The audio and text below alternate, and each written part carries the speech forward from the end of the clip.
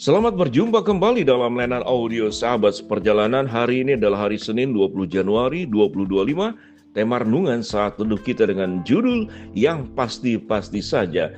Firman Tuhan terambil dalam Yohanes 10 ayat 28 sampai dengan ke-30.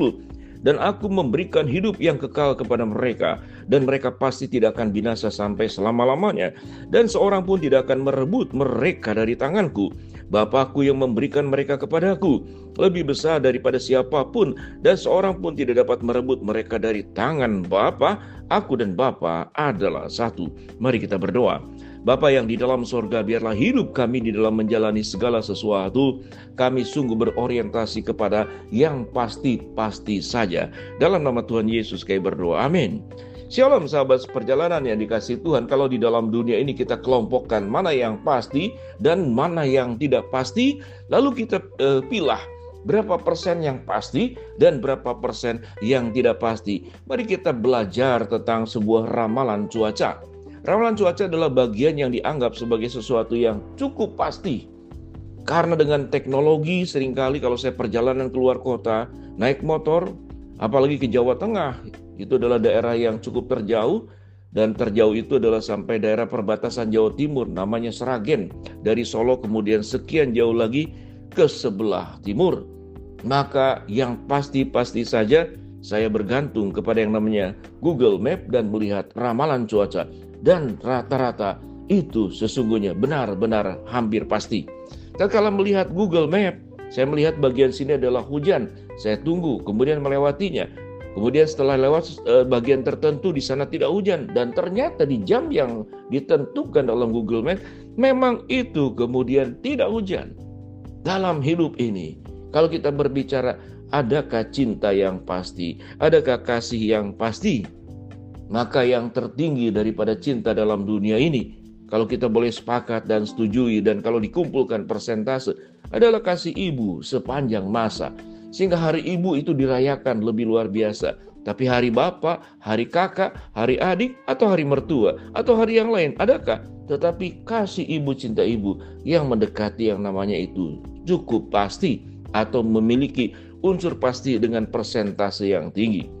Kalau kita melihat dalam hidup ini, kita mengejar karir, kita melakukan segala sesuatu, mempercayai kehidupan kita kepada siapa? Apa yang kita kejar? Firman Tuhan berkata dalam Yohanes 10 ayat 28, dan aku memberikan hidup yang kekal kepada mereka, dan mereka pasti tidak akan binasa untuk selama-lamanya. Di dalam Kristus ada kepastian keselamatan. Di dalam Kristus ada kepastian penyertaan. Di dalam Kristus ada kepastian untuk sebuah kehidupan yang dilindungi, diberikan damai sejahtera, diberikan kekuatan, diberikan topangan, diberikan hiburan. Semua yang terbaik. Kita lihat di dalam Alkitab, Kristus disebut sebagai terang.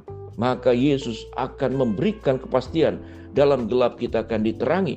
Yesus adalah kekuatan. Tatkala kita mengalami kelemahan, bersandar dengan Kristus, Tuhan akan menguatkan kita.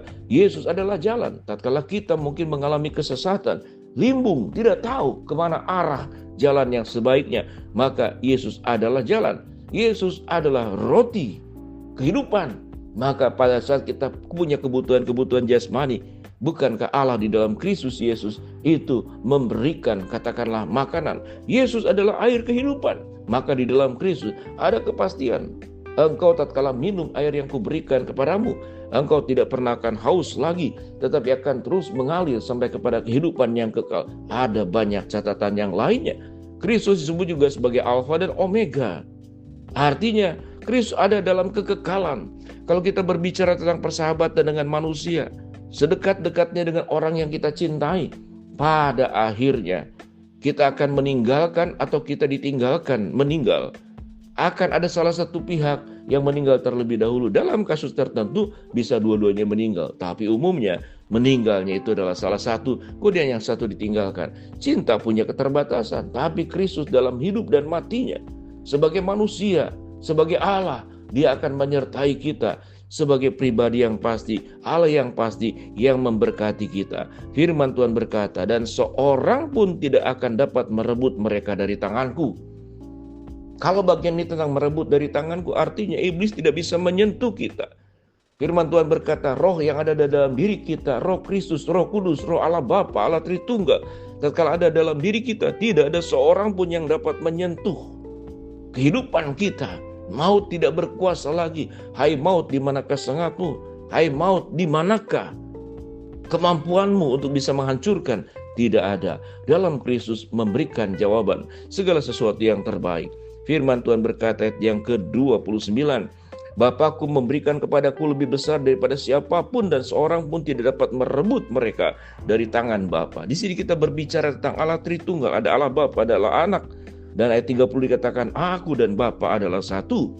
Satu di dalam keesaan, satu di dalam kesatuan, satu di dalam esensi, dan kemudian satu di dalam sebuah keutuhan di dalam Allah Tritunggal, Allah Bapa, Anak, dan Roh Kudus. Kalau kita berbicara tentang Allah Bapa, Anak, dan Roh Kudus, memang kita tidak bisa membahasnya secara matematika, satu kemudian menjadi 3. Tapi kalau kita berbicara dengan perkalian, 1 kali 1 kali 1 kali 1 sama dengan 1. Kita tidak akan berbicara karena Allah tidak bisa dibuat secara matematis. Namun kita melihat gambaran-gambaran tentang Allah Tritunggal yang memelihara, menjaga, memberikan keselamatan, memberikan topangan, memberikan penghiburan, memberikan kemampuan, penerimaan dan kasih-Nya tatkala kita mengalami penolakan di dalam dunia. Kita mengalami katakanlah tindakan-tindakan yang buruk, sehingga sebagian orang mengalami kepahitan hidup. Dan tatkala dia tidak punya lagi sesuatu yang pasti dipegangnya, dia mengalami keputusasaan, lalu mengakhiri hidupnya. Ada kemudian seorang montir mengakhiri hidupnya dengan sengaja meminum oli bekas diminum. Ada seorang dokter, dalam kefrustasiannya dia menyuntikkan dirinya sendiri dengan cairan yang mematikan. Ada kemudian polisi, tentara, dalam kondisi yang sangat stres, dia mengambil pistol yang seyogianya dipakai untuk membasmi kejahatan, menjaga dan melindungi. Dia menembak dirinya sendiri.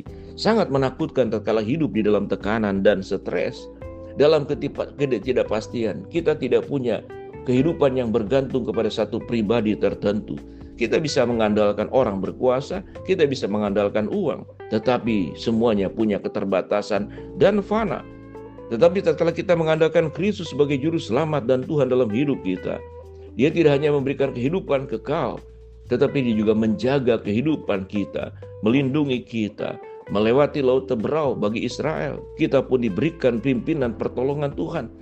Melewati badai masalah, sesuatu yang mustahil, yang tidak mungkin bagi manusia, tetapi di hadapan Allah semuanya serba mungkin. Lalu pertanyaannya untuk setiap kita masing-masing, adakah dalam kehidupan kita mengikuti yang sangat pasti, yaitu Kristus, atau kita berorientasi mengandalkan hidup, mempercayakan hidup kepada sesuatu yang tidak pasti, dan akhirnya kemudian berakhir dengan kebinasaan? Mari kita bersyukur untuk Allah dalam diri Kristus Yesus yang tidak hanya menyelamatkan sebagaimana uraian-uraian sebelumnya, tapi Allah dalam Kristus Yesus memberikan semua yang terbaik, terindah, yang sempurna, dan yang pasti. Mari kita berdoa.